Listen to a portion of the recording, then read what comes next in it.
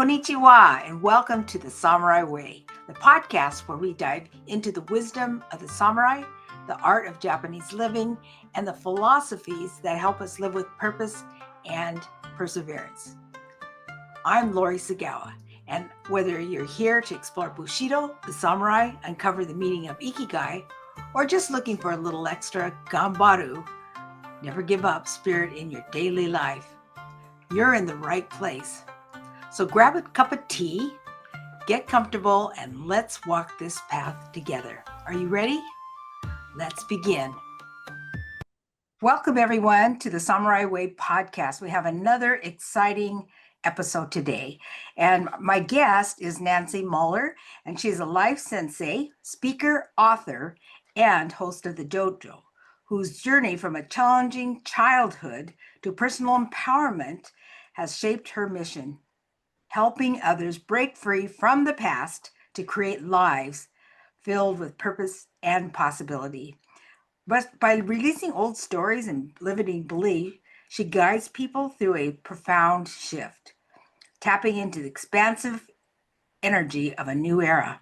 This is a time of deep personal growth, calling each of us to align with our highest potential and live in a state of effortless being. Rooted in the principles of martial arts, mindful awareness, mindless awareness, and inner mastery, Nancy offers a holistic path to transformation. When she embraced the way of the martial arts as a foundation for her life and business, everything began to change and align.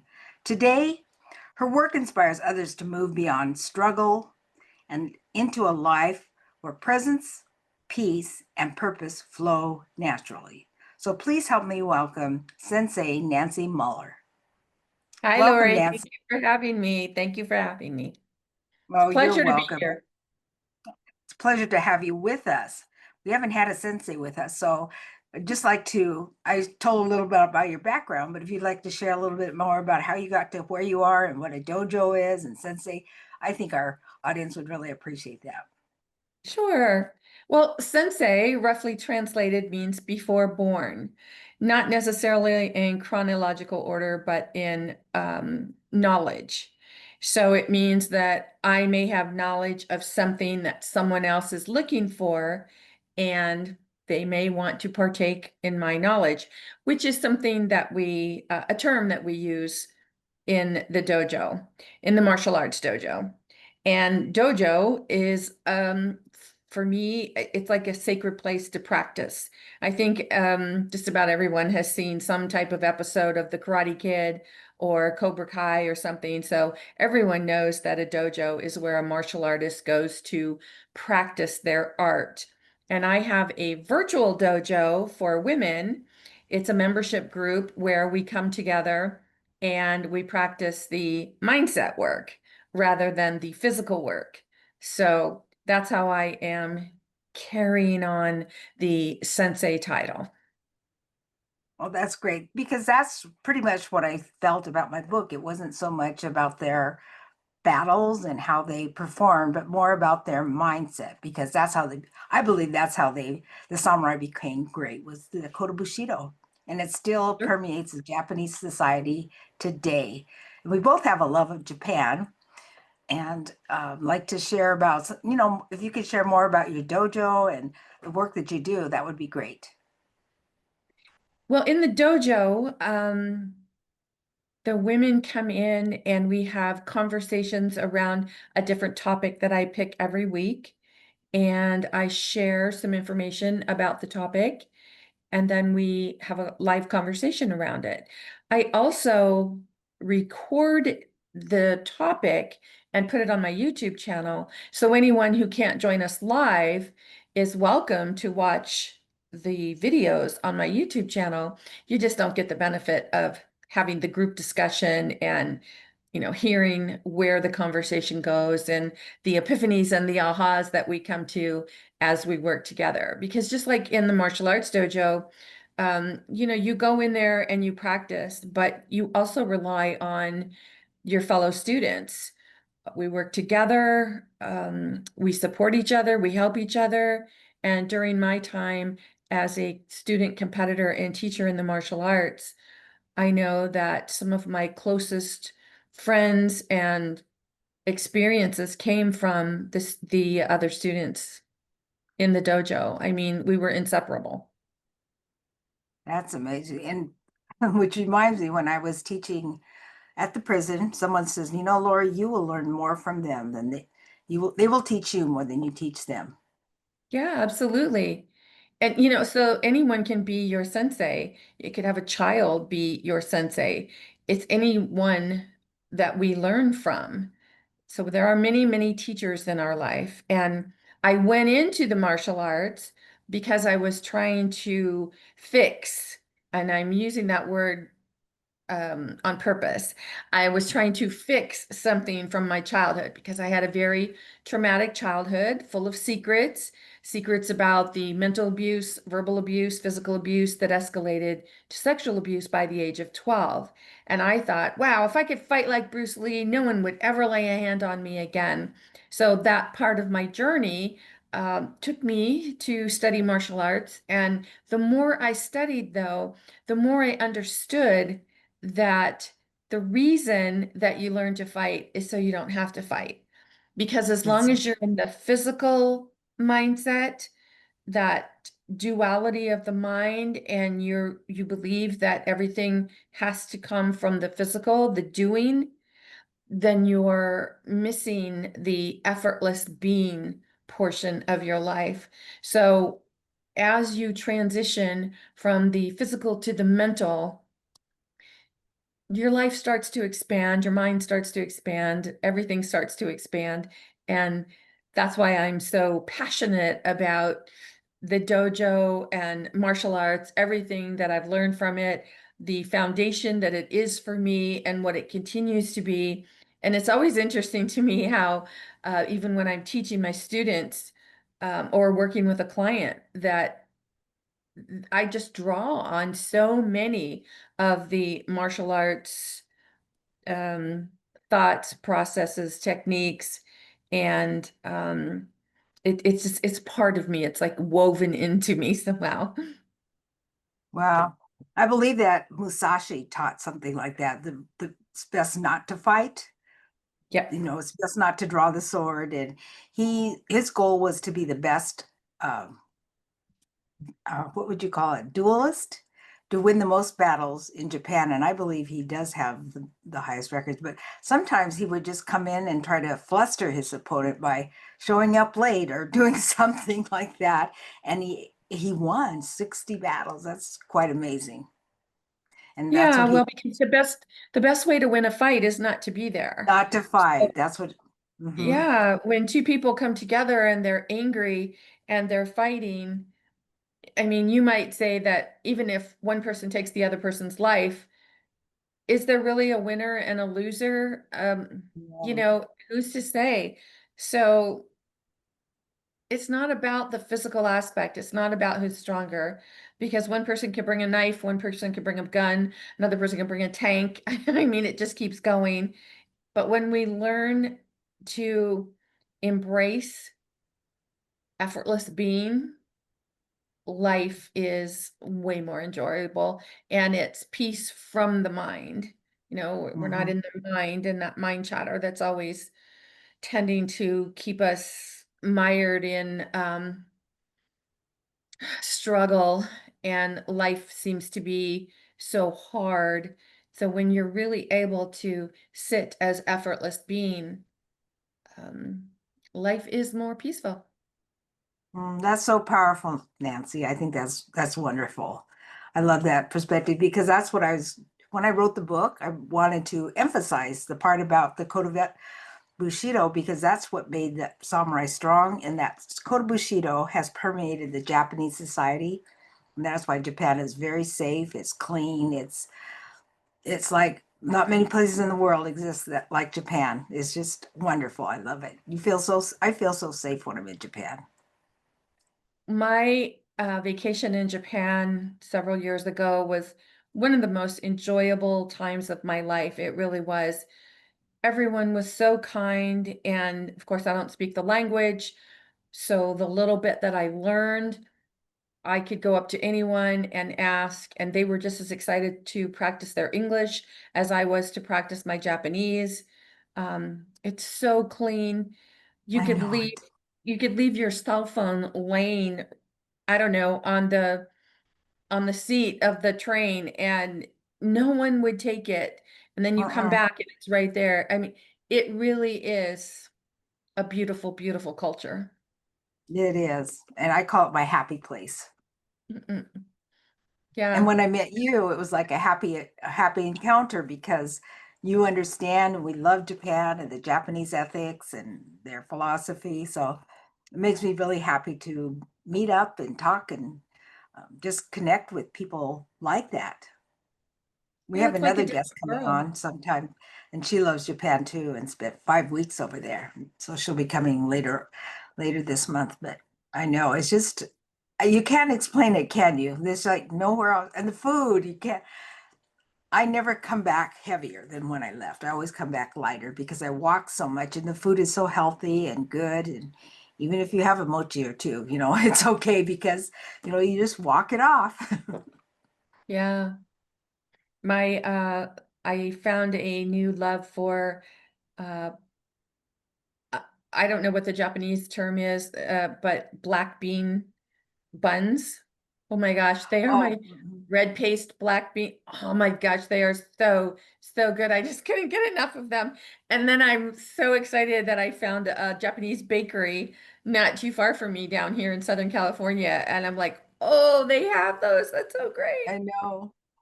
There are more Japanese. Well, I guess Torrance has the largest concentration of Japanese in the United States, Torrance, California.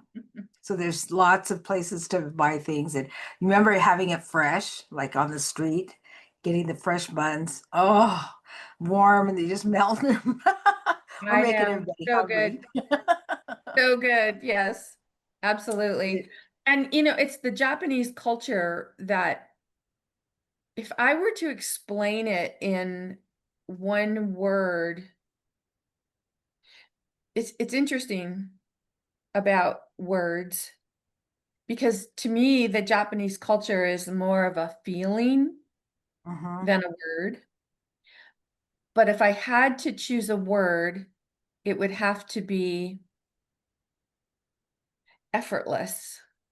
Mm, Um, it's the it's the softness that is not to be confused with um it's softness not to be confused with no strength because the hmm. softness is what creates the strength. And so it's everything is the contrast is so easily seen. Hmm. And um yeah, it's breathtaking. It really is. What would you say your highlight of your experience in Japan was, and how did it relate or reinforce what you're doing in the work you do? Um, for me, it was an opportunity to absorb the culture because what was interesting is the whole way my trip um, came about. I was working at a company, and when you start there, everyone is required to create a vision board that explains your life. And I knew that there were two places I really wanted to go in my life. And I thought, okay, I'm going to put pictures of Japan and Italy on my vision board. That's part of the vision board to explain, my culture is Italian and to explain a little bit about me. So I really knew nothing about Japan because I had never been there. And other than what I've studied in the martial arts, that terminology and that type of thing. But so I basically went online and I started looking for, and these are the exact words that I use. I said, so I went into the internet and started looking for things that were Japany. That's the word that I used.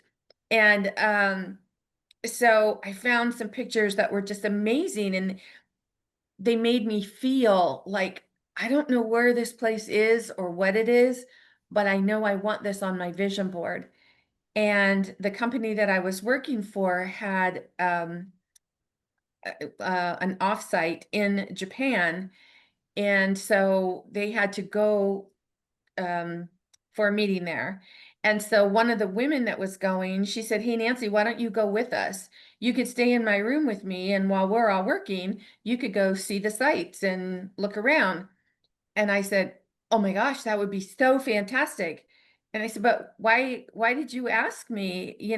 Like what made you ask me?" And she goes, "Well, those are the pictures on your vision board. Why don't you might as well go see them?" And we did. We saw everything that was on my vision board. And I didn't even know where these places were. I knew nothing about it. So it was so amazing to me. Number one, when you put something out there to the universe, how the universe makes it happen for you and in the most amazing, amazing way. And everything, if you were to ask me, like, what was my most memorable or the most fun, I don't know that I could pick one.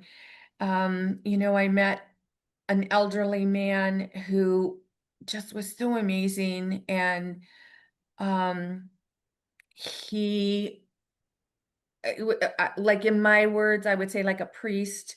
And he was amazing to be around, just to feel his energy. He was amazing. There were places where you go and be around the water and just get that feeling of this is coming up from the ground and there's something here that's very sacred. I lost count of how many temples I went to, and palaces that I got to see, and it was amazing, just so amazing. And Tokyo is amazing, and the Imperial Palace is amazing. Just so much of it. The Shinkansen was unlike anything I had I ever know. experienced before. And I mean, it was amazing. It really, really was. And so I would have to say, one of the things when I was at the gardens at the Imperial Palace, I could hear the guards practicing martial arts. And we weren't allowed to go in and watch or anything, but I could hear them. And for me, I mean, my friend said, "I can't believe you've just been sitting here listening to this." And I said, "Well, because it's so a part of me, I can feel it. And I'm really enjoying this. I don't know what is happening for me while I sit here, but I know there is something happening." So I was absorbing it. Really, Mm. everything was amazing. And the hospitality and the graciousness of the culture and the people and everything was amazing. Mm. How many years ago were you there?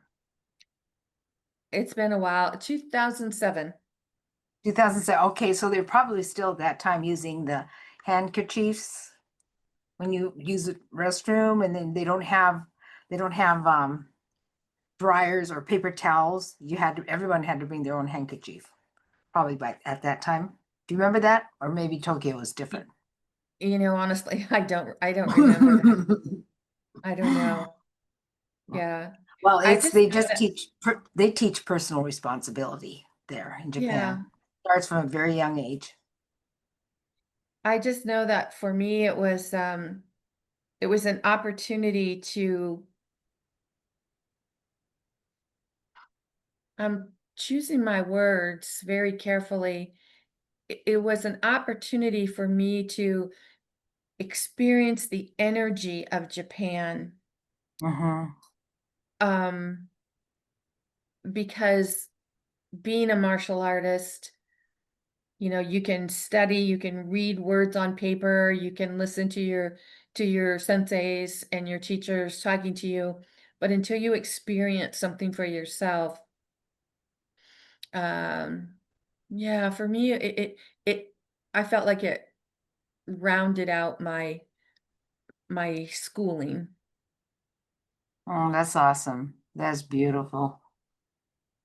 just hopefully it makes our listeners want to visit Japan because you can't, it's hard to understand. We can talk to you all day about it, but until you go over there and you experience the hospitality and you see the care that they have and just the whole culture, it's just unbelievable. And it's hard to understand unless you've experienced it.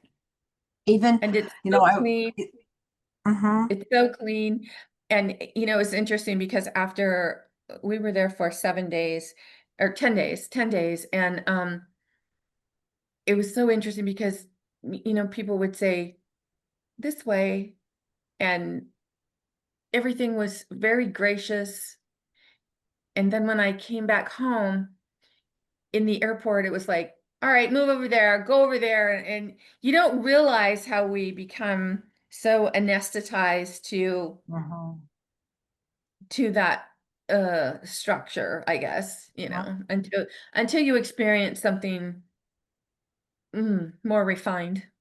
it is a refined culture, and I never appreciated it until I really studied it and then found out that we are samurai on my father's side, and I started understanding more about what I had, actually like you push things away and then you come back to it and find a way to, it's like coming full circle for me just to be doing this podcast. Really, this is fun. This is so much fun to do the podcast. I love meeting the people, and well, know most of the people I know pretty well, or at least know. But then until we do have these conversations, you get to know about more about them, and that's even more fun. Find out what makes them tick, and hopefully help our audience too.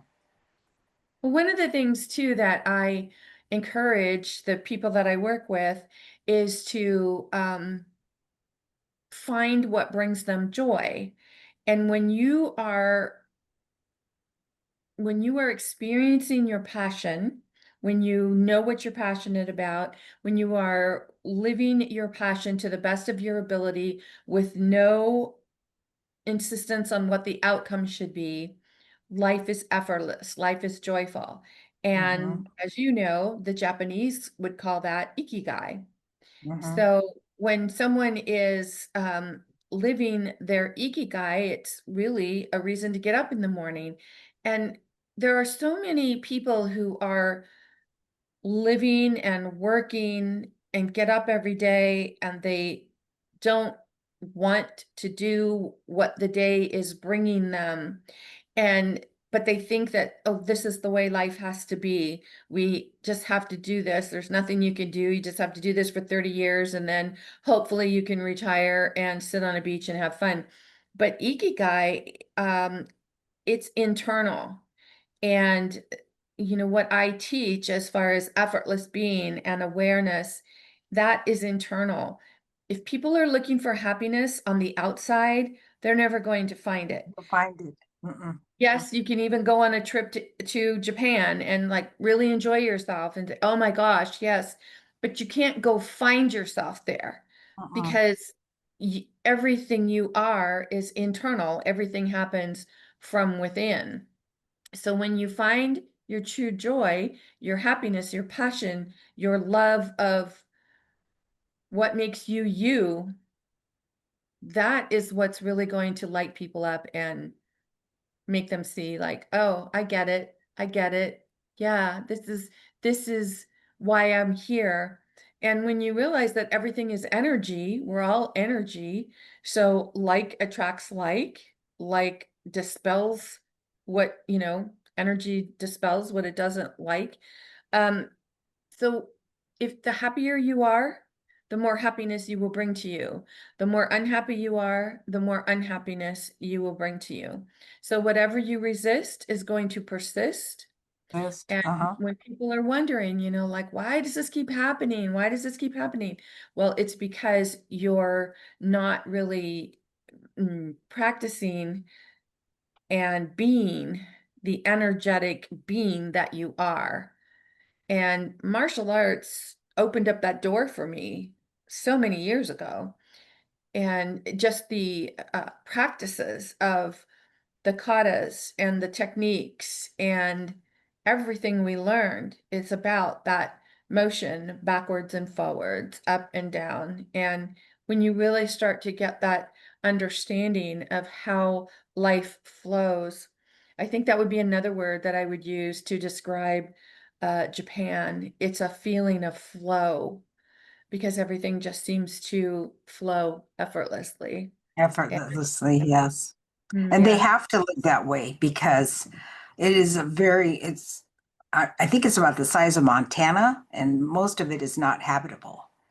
But it's very, very densely populated, and people you can't just do what you want, and it's even when you go in line to catch the bus or the train, you can't go just line up willy-nilly. Everybody's in a line, and if you are late for the train, you catch the next one. They're not going to wait for you. So yeah, and I love the fact that you brought up ikigai because that's one thing that I also teach, and I've been taking learning from Sam Ushio, who was our first guest from the Ikigai lab in Seattle. And the Japanese actually have a different way of presenting ikigai than the Venn diagram. So I'm relearning that and learning that I want to be true to the Japanese, and it's more about what you bring to the world and what you can do for others. If your ikigai is just about me, it is not ikigai. It's about how does this fit into the community? How can you help others? How does how can your service help other people? So I'm learning more about that. I loved having him as my first guest, and he showed, and his podcast has been the most widely watched. Um, but I like to be true to the Japanese way because it came from Okinawa, I think over 1,000 years ago. But they just live it so much that someone said they went there and they tried to Okinawa and they tried to find out more about ikigai, and nobody knew anything about it because it just was. It's just something that Yes.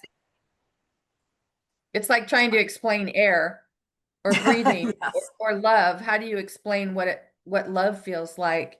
If you are living your purpose and your passion, you know it because you feel it. But if life feels like a struggle or life feels overwhelming, or you tend to be more depressed or anxious, Mhm. then you are not living your passion. And what's interesting is when you're really living your passion and your purpose, you know if you are on the path, the way that you really and truly want to show up in life simply by how you feel.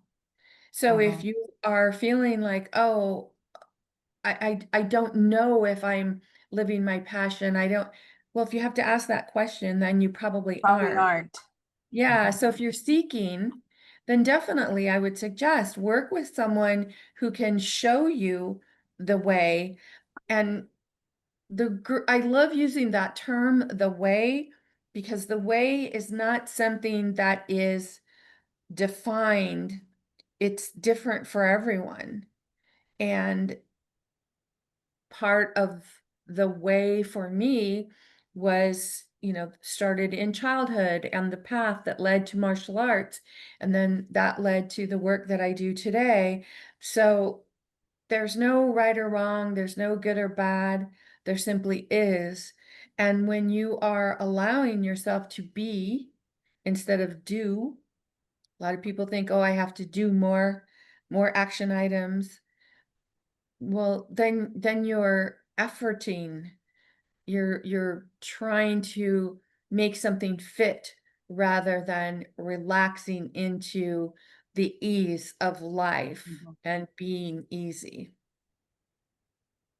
Well, I really appreciate talking with you. We could spend the whole day talking, and we haven't connected much lately. But when we did, it's like we knew we were kind of like soul sisters. Mm. We love Japan and we love the Japanese way, and I love the title of my podcast. It's called The Samurai Way. So that's why I asking people and inviting people that understand and know the way of the samurai, and it's because I think it's very valid for today's living. And people are searching for leadership. They're searching for a way. They're searching for a better way. And what better way can we introduce people to than a totally different way? From the West is the East, and it's all Japan. The languages are almost diametrically opposed. They're so different, and the culture is so different that it's good to introduce, because we can learn from every culture. But I'm just chose to share about Japanese culture. So is there anything you would like to share with the audience, Nancy, about maybe about your big dreams, about what you'd like to help, what you can help people with, and any parting words? Well, my passion and my purpose really is about supporting people to find their own way.